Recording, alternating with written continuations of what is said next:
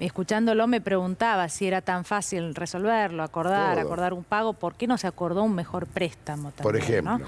Un mejor préstamo. Bueno, Matías Tombolini está aquí con nosotros, candidato a diputado nacional por el Frente de Todos. Matías, te tiramos la pelota a vos y te pedimos la respuesta a vos. A ver, ¿qué opinás de esto que acabamos de escuchar? A ver, me parece que lo que queda claro es que son dos proyectos que dentro de pocos días vamos a tener que decidir para dónde queremos que vaya la Argentina.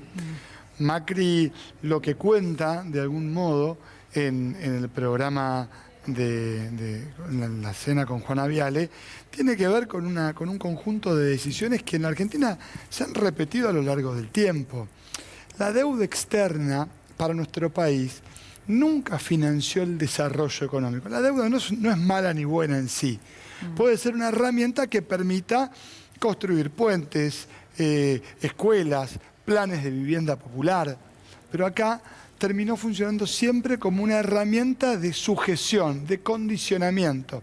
Y claro, a él le prestaron en 5 minutos cuando fue al fondo, porque lo que fue es a entregar justamente la conducción de la política económica de la Argentina. Recordemos que Sandleris, que fue el tercer presidente del Banco Central, luego de que se acordó con el FMI, primer acuerdo con el FMI, que fue luego de la crisis de abril de 2018, el presidente todavía Sturzenegger del Banco Central, duró 48 horas.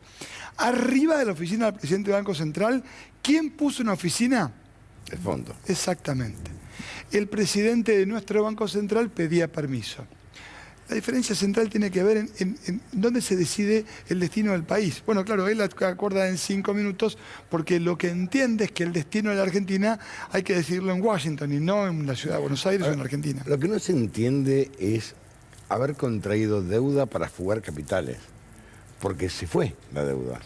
Bueno, mira. Es inexplicable. Es que es muy explicable. Tiene que ver con el modelo de acumulación de la Argentina. Históricamente, gobiernos que retrasan mucho el tipo de cambio. O sea, Macri, ¿qué es lo que hace? Él tiene el dólar de 18 pesos, es el dólar de abril del 2018, antes de la devaluación. Sí. Ese dólar, vos lo ajustás por inflación, ¿hoy cuánto sería? No sé. 75 pesos. Mirá el nivel de retraso que tenía aquel dólar predevaluación. Y lo que hacen luego es, toman deuda, lo tratan de retrasar todo lo posible. Todo eso lo que financiaba, primero con deuda privada, luego con deuda con el fondo, era la discusión que teníamos, bueno, yo laburaba en la tele, dólar o Levac. ¿Se acuerdan cuando hablamos de dólar o Levac? Sí, bueno, ese mecanismo lo que permitiera que vinieran los dólares afuera, compraran pesos, se colocaran en tasa de interés, hacías mucha plata en pesos con la tasa de interés, luego recomprabas dólares baratos y los dólares se iban. Con Macri no es que no creció solamente el consumo y que aumentó la pobreza y que aumentó la deuda, cayó la inversión. Eso no se convirtió en un proceso de inversión. Bueno, claramente porque este endeudamiento lo que fue es a alimentar un tipo de cambio que terminó fugándose del sistema económico. Ahora, Matías, por supuesto que quiero preguntarte, por lo menos yo, por el dólar. Te pregunto lo último sobre este tema, ¿no? Porque para ir a lo que está pasando ahora. Pero hace un tiempo todavía nos cuestionábamos la ilegitimidad de este préstamo, ¿no? Y se reclamaba por esa ilegitimidad. Ahora da la sensación que de lo único que se habla es, bueno, ¿cuándo se paga? ¿Qué te pasa? Lo que pasa es que, a ver, este último tramo, Argentina, digamos, con Néstor Carlos Kirchner, canceló todas sus acreencias con el FMI. Y volvimos de la mano de quien dice que arregla en 5 minutos. Esto es inverosímil, ¿no? Digamos, volvimos a sujetarnos al Fondo Monetario de la mano de quien te dice que ahora lo arregla en 5 minutos. No es un préstamo ilegítimo. La verdad es que no fue un préstamo tomado en dictadura. No es un ciclo de endeudamiento que arrancó de manera ilegítima. A Macri lo votó la sociedad. Implica que no podía ser fugado el dinero utilizado para, por ejemplo, llevárselo. Pero quiero decir, la sociedad argentina votó un presidente, ese presidente en uso de sus facultades, representando a la Argentina, fue y en vez de emitir un bono en el mercado internacional, fue y pidió plata prestada en el Fondo Monetario. Yo no creo que haya un problema de legitimidad. Lo que tenés es un problema del destino de ese financiamiento que terminó justamente en vez de fortaleciendo las reservas, o sea, primero fortaleció las reservas que después se fueron y terminaron justamente alimentando la fuga de capital. Yo no creo que haya un problema de legitimidad, creo que poner en discusión pagarle o no pagarle al fondo es como discutir, bueno, puede que no te guste la regla de juego, puede que no te guste el VAR pero hay que pagar en fútbol, puede que no te guste el VAR, ok. Sí. Pero si no te gusta el VAR y no te gusta cómo funciona la FIFA, podés pensar en cambiar la regla de juego, pero la alternativa es ir a jugar a la Liga Intercountries, porque no hay mucha otra alternativa en un país, obviamente, que se encuentra dentro de un sistema. Justamente sobre eso te quería preguntar. Porque nos dicen no pagarle al fondo significa que no construir confianza en el mundo, significa, por cierto, entrar en un default, que no van a venir inversiones. Bueno, hay como un discurso casi estándar de qué significaría no pagarle al fondo. Ahora, realmente, ¿qué es lo que puede...? Porque el verdadero default que hay en la Argentina es para con los trabajadores. Quiero decir, la verdadera deuda la tenemos para con la economía hacia adentro. ¿Qué significaría en lo concreto no pagarle al fondo? Porque yo creo que es una discusión que hay que dar, ¿eh? Porque es cierto, vos decís, no es ilegítima, pero me sumo a lo que marcaba Daniela. Violaron un artículo de su propio estatuto para dar el préstamo que dieron. Entonces la legitimidad la podemos poner en discusión. Ahora digo, ¿qué pasa si no le pagas al fondo? Son dos discusiones distintas. Yo creo que Argentina tiene que negociar fuerte para evitar los sobrecargos, para conseguir más plazo, para evitar tener que desembolsar dinero en el tiempo que viene. Ahora, la respuesta, digamos, políticamente correcta y fácil, podría decir, no le paguemos al fondo, no le paguemos a nadie. Ahora, lo que digo es, lo que tenés en el fondo de la pantalla no es la ballena franca, no es un billete de moneda nacional, es el dólar. Si el dólar se va a 500 mangos, yo te pregunto, ¿qué le pasa a los trabajadores en Argentina? Pero si vos no le pagás al fondo, ¿el dólar se va a 500 mangos? Y mirá, ha conseguido un dólar. yo te diría, No, fíjate pregunto, dónde lo conseguís. pregunto. No, y sí, Tenés sí. conseguido un La dólar. consecuencia sería costosísima para la sociedad. Entonces, si vos tuvieras una moneda fuerte y una independencia que no pudiste construir en materia monetaria y en materia económica, seguramente, bueno, podrías no pagarle. Pero vos fíjate que el mayor gesto de independencia lo hace Néstor, cancelándole la deuda al fondo. Sí, con una quita importante. No tuvo ninguna quita. Fue y se la puso toda de frente, igual que Lula antes. Justamente, en el contexto, se están cumpliendo ahora un nuevo aniversario de No al ALCA. En el contexto de una América Latina que se paraba de frente a los intereses históricamente concentrados, lo que se hizo en vez de repudiar fue lo que más les duele, fue pagar.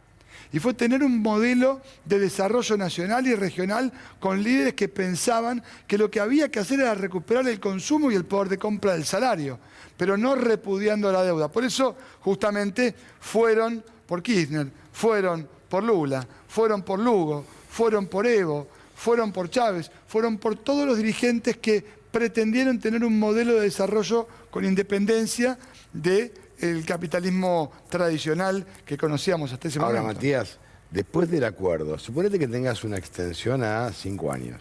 O a 10. O a 10, ponele. Ahora, después del acuerdo, ¿qué? Pues también te quedan los privados y tenés que empezar a, digamos, a reciclar la economía argentina, pues es una economía de commodities. Bueno, sin duda. Después del acuerdo y antes del acuerdo, ¿qué? Sí. Yo te diría, ¿para dónde? ¿O para qué el acuerdo? ¿Para ir hacia qué lugar? Bueno, esto es lo que está en disputa. Yo lo que creo que lo estamos disputando es un rumbo. Acordar y después del 15 no ir hacia ningún lugar, o después del acuerdo no ir hacia ningún lugar, o estar viendo cómo hacemos para juntar la primera cuotita, ahí sin duda no tiene sentido. No. Ahora, acordar, ¿qué supone? Supone despejar los vencimientos de deuda. Argentina viene a ahorrarse 37.700 millones de dólares, todos nosotros, que permite que los dólares que generemos, por lo menos durante un tiempo, queden en la Argentina para reproducir nuestro stock de capital. La inversión, que viene marcando un buen ritmo, justamente lo decía Orlando Ferrer, que de oficialista no tiene nada, con una tasa de inversión respecto al producto arriba de 20%, ¿qué es eso? Eso centralmente significa que cuando vendés más, tenés margen para que, por ejemplo, en el Banco Nación, donde yo estoy, cuando nosotros llegamos, la tasa de interés era 80%.